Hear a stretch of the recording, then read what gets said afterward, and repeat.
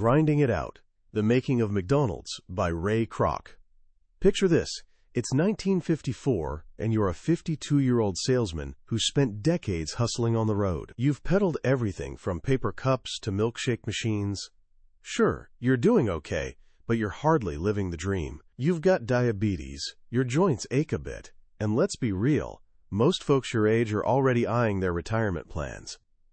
Then one random day, you catch wind of something weird. There's this tiny burger joint out in the middle of nowhere, some dusty California town called San Bernardino.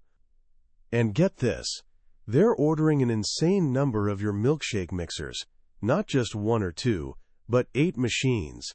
That's enough to pump out 40 shakes at once. Something doesn't add up. Your curiosity gets the better of you, so you hop on a plane and drive out to this desert spot to see what's going on. What you discover isn't just another burger stand.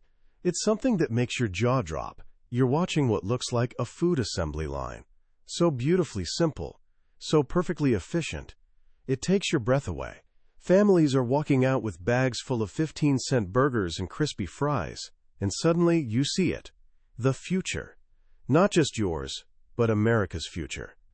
That salesman was Ray Kroc, and that little burger joint? Yeah, you guessed it, McDonald's. Today we're diving headfirst into his story, straight from his own book, Grinding It Out. This isn't your typical rags-to-riches tale. It's a raw, honest look at what it actually takes to build something massive. This book has sold millions of copies and become essential reading for entrepreneurs everywhere, because it reveals a truth we often forget in our instant everything world.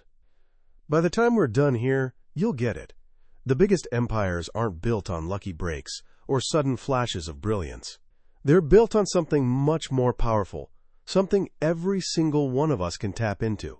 They're built on grit, stubborn persistence, and the relentless everyday commitment to what Ray called grinding it out. Ray's journey didn't just magically begin when he was 52. It started way back on the streets of Oak Park, Illinois, just outside Chicago. Born in 1902 to hard-working bohemian immigrant parents, young Ray wasn't exactly a star student. Books?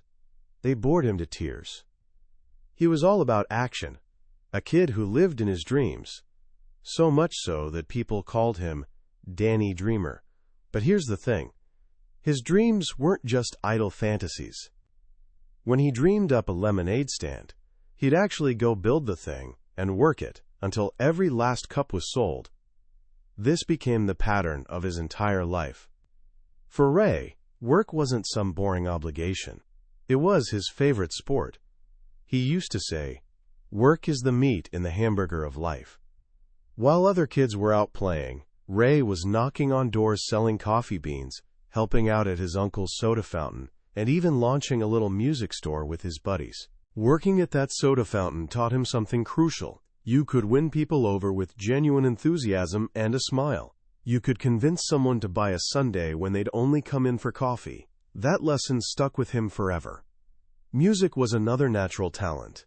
His mom taught him piano, and before long he was playing in bands and at a local radio station to make extra cash. He was what they called a chic back then. Confident, ambitious, making more money as a teenager than his own father. But the musician's life wasn't where he was headed. His real gift was sales. At 20, he landed a job selling paper cups for the Lily Tulip Cup Company. This was 1922, and convincing people to buy paper cups was no joke. Restaurant owners would brush him off. "I've got glasses already. They're way cheaper." But Ray could see where things were heading. He saw an America picking up speed, a world that would need convenience and hygiene. For 17 years straight, he pounded the pavement and became the company's top guy. He learned how to read people, perfect his pitch, and most importantly, know when to shut up and close the deal. By 35, he'd made it. Nice house, comfortable life. He could have coasted from there. But Ray had this philosophy. As long as you're green, you're growing. As soon as you're ripe, you start to rot. He was still green. That's when he spotted it. this weird, bulky, six-spindled contraption called the multi-mixer that made milkshakes. It was invented by one of his customers, Earl Prince. Most people saw an ugly machine. Ray saw gold. He saw a way to sell more shakes, which meant more paper cups, which meant more business for everyone. So he did what most people thought was insane. He quit his secure job, mortgaged his house, and became the sole distributor for the multi-mixer. His wife thought he'd lost his mind. His friends whispered he was making a huge mistake, but Ray went all in. For the next 17 years, he traveled the country lugging around a 50-pound sample case, selling multi-mixers to every soda shop and dairy bar he could find. He was grinding it out, making decent money, but always searching for something bigger. Which brings us back to that dusty California town in 1954. What made that little restaurant so special? When Ray walked up to the window, he wasn't just another customer. He was studying a system. The first thing that hit him was the menu. It was brutally simple. Burgers, cheeseburgers, fries, shakes, and soft drinks. That's it. No chicken, no fancy sandwiches, no complicated orders. By keeping it simple, they could nail two things: quality and speed. He watched the crew, all guys in crisp white uniforms, moving with this incredible precision he'd never seen before. It was like watching a choreographed dance. One guy on the grill, another prepping buns, a third handling fries. Every single movement was stripped to its essence. No wasted motion, no wasted time. The result? A customer could get a hot burger, perfect fries, and a thick shake in under a minute. It was Henry Ford's assembly line, but for food. And the quality was undeniable. Pure beef patties with exact fat content. Top-shelf Idaho potatoes, cured in the open desert air to turn their sugars into starch, creating fries that were crispy outside and fluffy inside. Ray became absolutely obsessed with those fries. He later said, "The French fry would become almost sacrosanct for me, its preparation a ritual to be followed religiously." That night, Ray met the owners, two brothers named Dick and Mac McDonald. He was practically vibrating with excitement. "Why don't you guys open more places like this?" he asked. "You'd make a fortune." The brothers just gave him this look. They pointed to their big white house up on the hill overlooking the restaurant. "That's our home," one said. "We sit on the porch in the evenings and watch the sunset. We don't need more headaches. We're happy right where we are." They had zero ambition beyond their one perfect little spot. Something ignited in Ray Kroc. This was it. The big opportunity he'd been waiting for. If they wouldn't chase it, he would. He asked them who they'd get to open more stores for them. Who could we even get? They wondered. Leaning in with absolute certainty, Ray said, "Well, what about me?" They made a deal. Ray would become their national franchising agent, getting 1.9% of gross sales, though he'd have to give the brothers 0.5% of that. He was 52 years old, and he was starting from scratch. He flew back to Chicago, not as some triumphant hero, but as a man possessed by a vision nobody else could see. His wife was horrified. His country club buddies whispered that he'd finally cracked, trading a respectable business for a 15-cent burger stand. And honestly, his troubles were just getting started. The contract with the McDonald brothers was a nightmare. It said he couldn't change the building plans without written approval, sent by registered mail. But the plans were designed for California's desert climate. No basement, no furnace. When Ray called to explain he needed these things for Chicago winters, they'd say, "Sure, go ahead." But they refused to put it in writing. It was maddening. Ray later said, "It was almost as though they were hoping I would fail." He was technically in violation of his contract from day one. Then came an even bigger gut punch. After pouring everything into his first model store in Des Plaines, Illinois, he found out the brothers had sold the exclusive franchising rights for Cook County, his own backyard, to someone else. They'd just forgotten to mention it. It cost him $25,000. He didn't have to buy back the rights to his own territory. He was drowning in debt. His multi-mixer income was the only thing keeping the lights on, covering salaries and rent, while he slaved away building McDonald's from the ground up. He'd show up at the Des Plaines store before the janitor, mopping floors if needed. He'd work all day at his Chicago office, then drive back in the evening to check the restaurant, sometimes getting into shouting matches with the manager over a dirty parking lot or a sign that wasn't lit. He demanded perfection.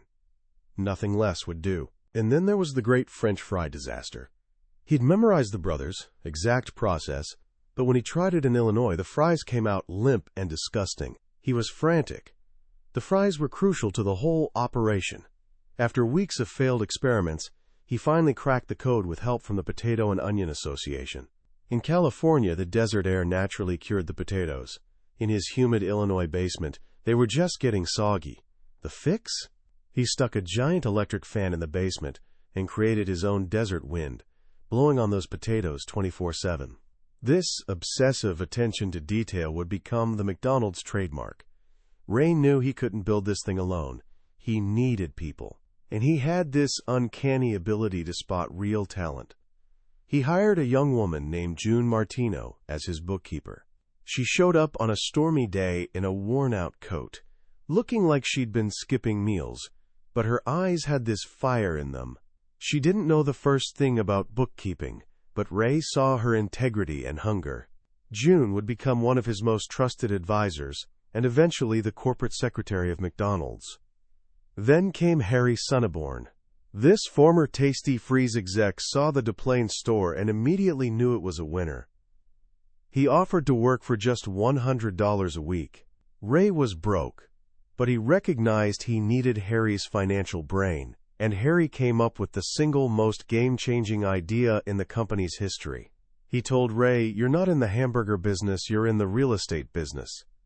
The problem was, Ray was only making pennies from food sales, not nearly enough to fund serious growth. Harry's brilliant move was creating a new company called Franchise Realty Corporation. This company would buy land and build the stores, then lease them to franchisees. The franchisee would pay monthly rent, or a percentage of sales, whichever was higher. This created steady, predictable cash flow and, more importantly, a massive portfolio of real estate that kept appreciating in value. It was pure genius, transforming McDonald's from a franchise operation into a real estate empire that happened to sell burgers. The final piece was a young guy named Fred Turner. Ray spotted him working the grill at the Des Plaines store for $1 an hour. He saw Fred as a natural leader with an instinctive feel for the business. Fred was a details guy, just like Ray. Together, they perfected the McDonald's system. They redesigned the bun, standardized the burger patty to exactly 10 per pound, and created the first formal training manual that would grow into the legendary Hamburger University. Fred Turner would eventually become president and CEO of McDonald's, Ray's handpicked successor. Ray often said, "I never had a son, but his name is Fred Turner." With his team in place and the real estate model humming, the company started exploding. But the McDonald brothers were still a constant thorn in his side. Their contract kept holding back development. Ray was building a national brand, but the brothers, other California licensees, were a mess, selling pizzas and burritos, refusing to cooperate with advertising. In 1961, Ray knew he had to buy them out. He asked them to name their price. Their answer was jaw-dropping, $2.7 million. $1 million each, after taxes. It was an insane amount. Ray didn't have anywhere near that kind of money. He and Harry went to their insurance company partners, but got turned down. For a moment, it looked impossible, but they found a financial group willing to put up the cash in a complex deal that would ultimately cost the company $14 million. It was a steep price, but worth every penny. Ray Kroc was finally free. But the brothers had one last bitter twist. At the very last minute, they insisted on keeping their original San Bernardino store. They wouldn't even let him keep the McDonald's name on it. It was a betrayal of a handshake promise that Ray never forgave. Years later, he opened a brand new McDonald's just 1 block away and, in his own words, ran them out of business. With full control, Ray unleashed his complete vision. He built the company on a simple but powerful philosophy, QSC and V, quality, service, cleanliness, and value. This was his religion. He believed the corporation's job was helping individual franchisees succeed. He refused to get into the supply business, arguing you can't be someone's partner while also trying to profit off selling them stuff. This principle, which seemed backward to many people, saved McDonald's from the conflicts of interest that destroyed other franchise systems. He also had an ironclad rule: no payphones, no jukeboxes, no vending machines. Those things, he said, attracted the wrong crowd and disrupted the family atmosphere he was determined to protect. Even as the company grew into a corporate giant, Ray stayed hands-on. He'd scout new locations himself, not by studying spreadsheets, but by walking the streets, visiting local bars and supermarkets, getting a feel for the people. He famously said you could learn everything about a competitor by looking in their trash cans. And yeah, he actually did it himself, in the middle of the night. Ray's story also has its complicated personal side. His first marriage to Ethel fell apart under the weight of his business obsession. He found love later with a woman named Joni Smith, who happened to be married to one of his franchisees. Their romance was long and difficult, but they finally got married in 1969, a union that brought him the personal happiness he'd been missing. In his later years, he poured energy into new ventures. He bought the San Diego Padres baseball team in 1974, saving it for the city. At the first home game, disgusted by the sloppy play, he grabbed the stadium microphone and told 40,000 fans, "This is the most stupid baseball playing I've ever seen." Pure, unfiltered Ray Kroc, right there. He also started the Kroc Foundation, focused on medical research into diseases like diabetes, arthritis, and multiple sclerosis, conditions that had touched his own life. When he wrote this book in 1977, McDonald's had just hit 4,000 stores. It seemed impossible, but he was already dreaming of 10,000. He died in 1984, but his vision never stopped expanding. Today, there are nearly 40,000 McDonald's restaurants worldwide. Ray Kroc's story ends with his favorite quote, a philosophy that explained everything about him. Press on. Nothing in the world can take the place of persistence. Talent will not. Nothing is more common than unsuccessful men with talent. Genius will not.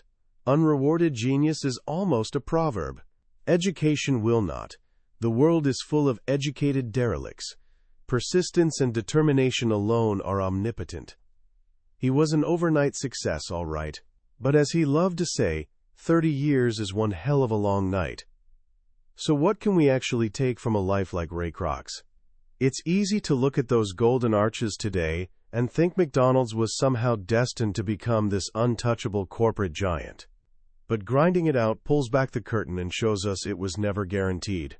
It was fought for, crisis by crisis, day by day, by a guy who simply refused to quit. The most powerful lesson here isn't about business tactics or franchise models. It's about mindset. It's the huge difference between seeing an obstacle as a dead end versus seeing it as just another challenge to figure out. When the McDonald brothers wouldn't put their approval in writing, most people would have walked away. Ray found a way forward. When he discovered they'd sold his own territory behind his back, he could have sued or given up. Instead, he paid the price and moved on. When his fries were a disaster, he didn't compromise. He invented a solution to make them perfect. This is what grinding it out really means. It's not glamorous. It's not about that one brilliant light bulb moment. It's about 1,000 unglamorous moments of showing up, solving the next problem, mopping the floor, checking the trash, making one more call when you're exhausted. It's about loving the process of building something, brick by brick. For anyone listening to this, especially if you're young and just starting out, this story destroys the myth of overnight success. Ray was 52 when he found McDonald's. He'd already lived a full life before that moment. His real success was built on everything he'd learned in the decades before. As a salesman, a musician, a small business owner, every failure, every lesson, every connection became a tool he brought with him to San Bernardino. Here are a few practical ideas from his life you can use starting right now. First, Master the fundamentals. Ray's obsession was QSC and V: quality, service, cleanliness, and value. He knew that if he delivered on those four things consistently, everything else would take care of itself. What are the fundamentals in your life? In your work, your studies, your relationships? Are you actually mastering them, or are you looking for shortcuts? Excellence isn't one big moment. It's a habit built on doing small things right, over and over. Second, stay green and growing. Ray's belief that, when you're ripe, you start to rot, is a powerful call to never stop learning. He was never the smartest person in the room, but he was always the most curious and willing to learn. He surrounded himself with people who knew things he didn't: financial wizards like Harry Sunborn and operational geniuses like Fred Turner. Never be afraid to admit what you don't know, and never stop seeking out mentors and knowledge. Your growth stops the moment you think you've got it all figured out. And finally, press on. This is the heart of everything.